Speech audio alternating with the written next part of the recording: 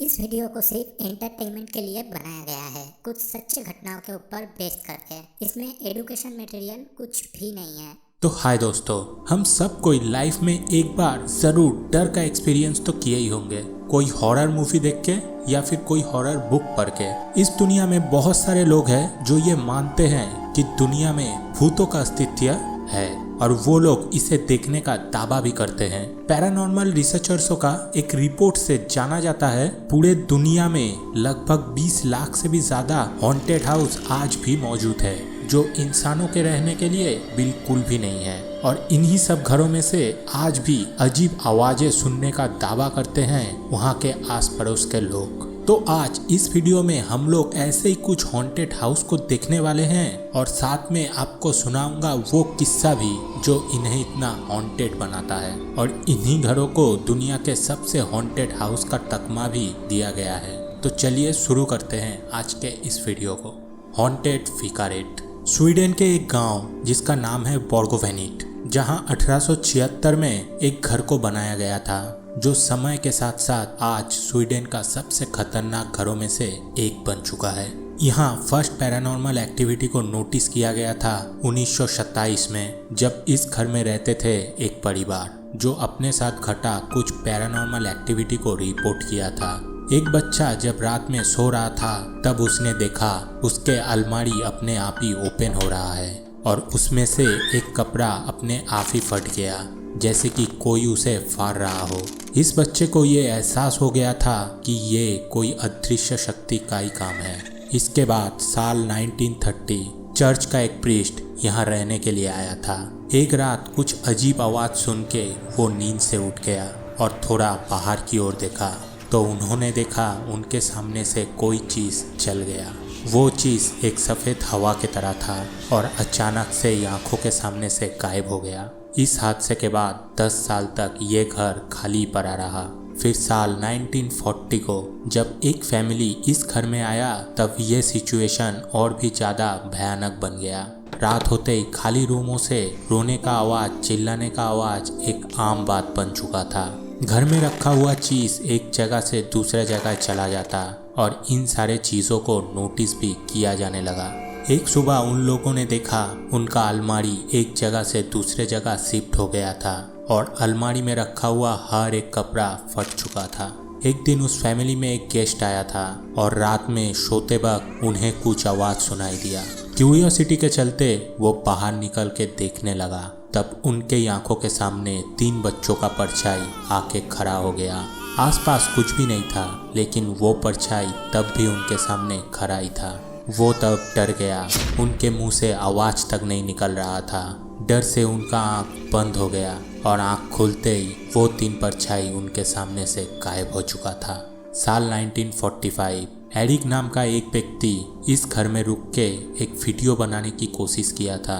एक दिन एरिक घर में बैठ के अपने डायरी में कुछ लिख रहा था। ठीक तभी उनके पीछे से कोई उन्हें जोर से धक्का मारा और वो सीधे टेबल के ऊपर जा गिरा। उन्हें बहुत गंभीर चोटें भी आई, लेकिन हैरानी का बात तो यह है कि उस समय घर में एरिक के अलावा और कोई भी नहीं था। इसके बाद एरिक को वहां से ले जाया गया और वो कभी भी उस घर में वापस नहीं जाना चाहता। उसके बाद से अभी तक वहाँ और कोई भी रहने का नाम तक नहीं लेता।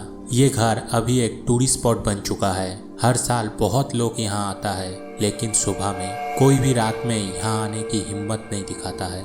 लेकिन तब भी कुछ इंसान ऐसा भी है जो वहाँ एक रात बिताया है और उन्हें इसके लिए सम्मानित भी किया जाता है।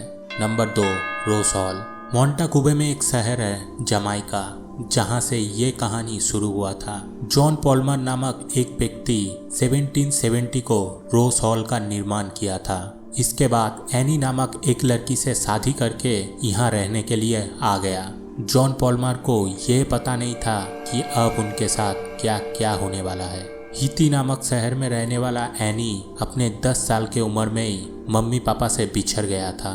उसके बाद उसका जिम्मेदारी लिया एक दाई माँ और उसके पास से ही एनी ब्लैक मैजिक सीख रहा था। जॉन पॉल्मर के साथ शादी होने का कुछ दिन बाद में एनी उसे मार दिया प्रॉपर्टी हथियाने के लिए।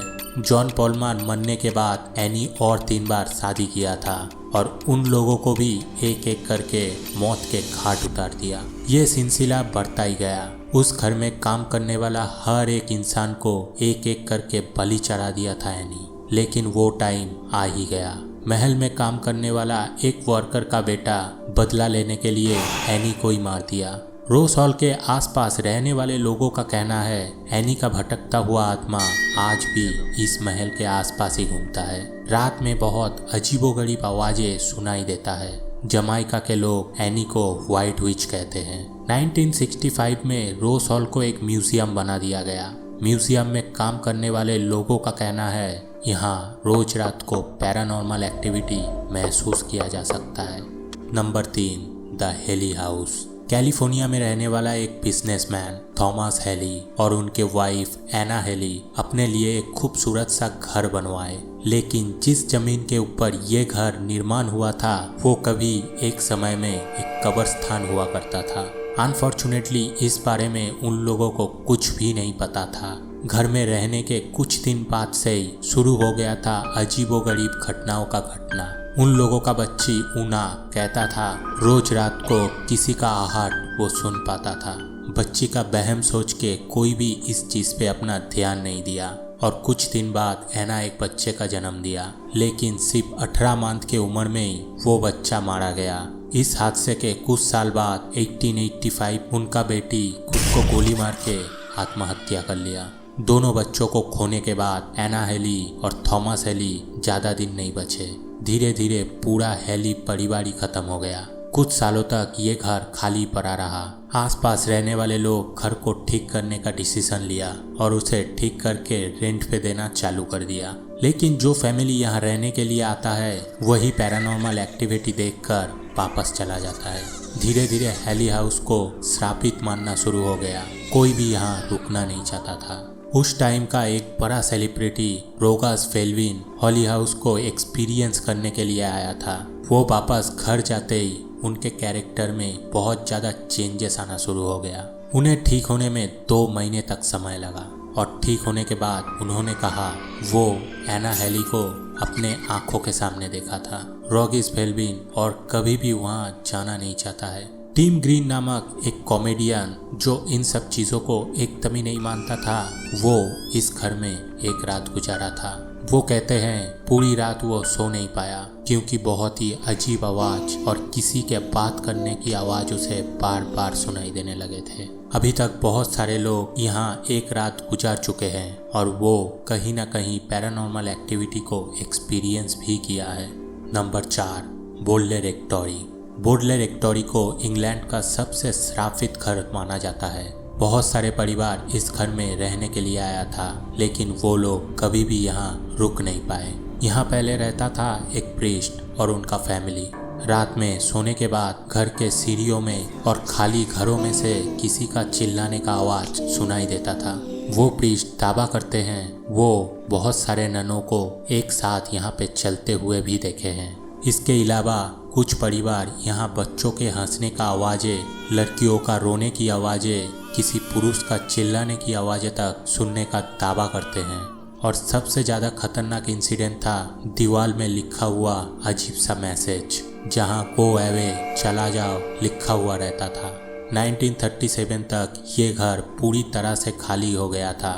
हैरी पाइस नामक एक पैरानॉर्मल रिसर्चर पूरे 1 साल तक बोल्डर रेक्टोरी में रहने का डिसीजन लिया। उनका काम था इस घर में होने वाला हर एक घटनाओं का कारण प्रूफ के साथ लोगों के सामने ले आना।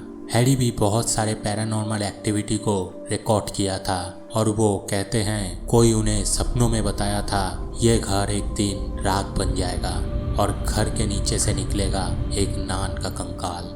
इस घटना के बाद 2 साल तक ये घर खाली पड़ा रहा और वहाँ पैरानॉर्मल एक्टिविटी पूरी तरह से बंद हो चुका था। हैरी को लगा ये हो सकता है उसका एक वहम होगा। जब सब कुछ ठीक हो गया तब 1939 में एक व्यक्ति इस घर में रहना शुरू किया और एक दिन एक्सीडेंटली इस घर में आग लग गया। इसके बाद का घटना और भी ज़्यादा डरावना था। जब आग कंट्रोल हो गया तब राग में से निकल के आया एक कंकाल। हैरी पाइस के मुताबिक उनका वो सपना ठीक ही था। लेकिन वो कंकाल किसी नान का था या फिर किसी और का, ये तो आज तक पता नहीं चल पाया। इसके बाद उस कंकाल को सम्मान के साथ दफन कर दिया गया और उसके शांति के लिए प्रेयर भी किया गया। हैरानी के बात तो ये था, जब सब कोई सोच रहा था शायद अब सब कुछ ठीक हो जाएगा, तब वहाँ और भी ज़्यादा पैरानॉर्मल एक्टिविटी बढ़ गया। एक लास्ट फैमिली दावा करते हैं वहाँ एक साथ बहुत सारे आत्माओं का वास है और वो लोग इस घर में घूमते रहते हैं। तब से ये घर आज तक पूरा खाली है और इसीलिए इसे सबसे ज़्यादा हॉन्टेड प्लेस कहा जाता है। Number 5, Monte Cristo homestead house. साल 1985 में ऑस्ट्रेलिया में इस घर को बनाया गया था। यहाँ पहला फैमिली जो रहना स्टार्ट किया था वो था कार्ले परिवार। पहला तो सब कुछ ठीक ही था। एक दिन कार्ले फैमिली का एक होम सर्वेंट बताया उन्हें कोई सीढ़ियों से ढकेल दिया था, लेकिन पीछे कोई भी नहीं था। पर वो लोग इस बात पे ज़्यादा ध्यान ही नहीं दिए और उसे कुछ दिनों के लिए छुट्टी दे दिया रेस्ट करने के लिए। जब वो फिर से काम पे आया फिर उसके साथ यही घटना घटा। ठीक सेम जगह से ही कोई उसे फिर धक्का मारा। अब उसके पास कोई प्रमाण भी नहीं था और उसका इस बात को हमेशा एक मजाक में लिया जाता था। और तीसरा बार तो ये कुछ ज़्यादा ही हो गया। वो सीढ़ियों से गिर के सर में चोट लगने की वजह से मारा गया। इस हादसे के कुछ दिन बाद उस घर में और एक लड़की काम करने के लिए आया और वो बैल्कनी से गिर के मारा गया। उसका एक बच्चा भी था जिसे कार्ले परिवार अपने पास ही रख लिया, लेकिन एक एक्सीडेंट के बाद उसका मेंटल कंट्रोल भी बिगड़ गया था। वो पागल हो चुका था और वो घर में बहुत ज़्यादा तांडव मचाता था। इस बात से परेशान होकर कार्ले परिवार उसे एक घर में बंद करके रखता था, लेकिन जिस घर में उसे रखा गया था वहाँ से ही रोज रात को चिल्लाने की आवाज़ सुनाई देने लगा। इससे कार्ले परिवार बहुत परेशान हो चुका था। उन्हें लग रहा था ये काम वो लड़का ही कर रहा है, इसलिए उसे ट्रीटमेंट के लिए मेंटल हॉस्पिटल भेज दिया गया। जब वो बच्चा चला गया तब भी रात को उस घर से चिल्लाने की आवाज़ रोज आता रहा और वो बच्चा मेंटल हॉस्पिटल में ही मारा गया। इस बात से कार्ले परिवार एकदम टूट चुका था। वो लोग इस घर को बहुत ही कम कीमत पे बेच दिया। इसके बाद जो परिवार यहाँ आया वो लोग भी रात को चिल्लाने की आवाज़ सुन पाता था। एक दिन इस परिवार का एक लड़की का बॉडी गार्डन से मिला। बहुत इंक्वायरी के बाद भी मौत का कारण समझ में ही नहीं आ रहा था। इस हादसे के बाद मोंटी क्रिस्टो होमस्टे हाउस में और कोई भी नहीं जाता है।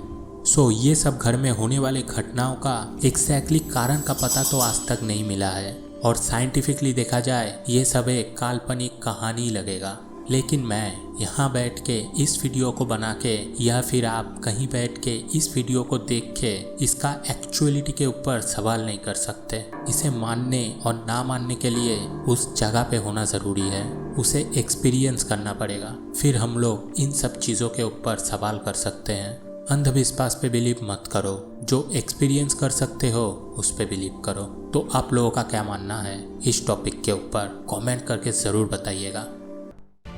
आई होप ये वीडियो से आपको कुछ तो नया सुनने को मिला होगा। Thank you for watching. Universe tech एक नया चैनल है, इसलिए इस चैनल को आपकी लव और सपोर्ट की बहुत ज़्यादा ज़रूरत है और फैमिली से बड़ी होने से कुछ नहीं होता, राइट? हमारा बॉन्ड भी स्ट्रांग होना चाहिए, यानी कि आपका रिस्पॉन्स करना, लाइक डिसलाइक और कमेंट करना ज़रूरी है। इसीलिए इस चैनल को सब्सक्राइब करके नोटिफिकेशन बेल को ऑन कर लीजिए। सी यू इन नेक्स्ट वीडियो। तब तक के लिए stay happy, stay cool and enjoy.